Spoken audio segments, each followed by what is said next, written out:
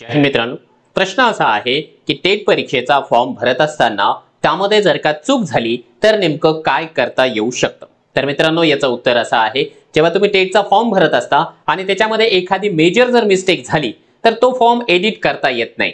Edit आपल्याला form तोपर्यंतच करता येतो जोपर्यंत आपण पेमेंट पे करत नाही। एकदा पेमेंट पे झाली म्हणजे फीस आपली पे झाली, त्याच्यानंतर फॉर्म मध्ये कोणत्याही प्रकारचं एडिट करता येत नाही। मग अशा परिस्थितीमध्ये आपण काय करू शकतो?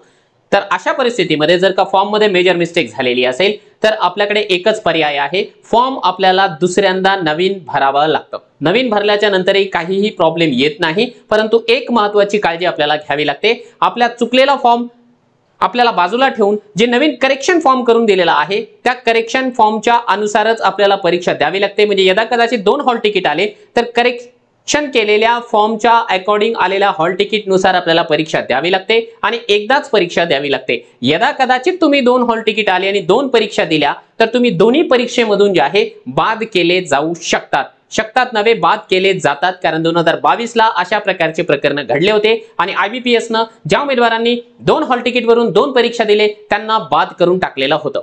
अशाच प्रकारच्या ऑथेंटिक माहितीकरिता आमचं चॅनल देखील सबस्क्राइब करायला विसरू नका।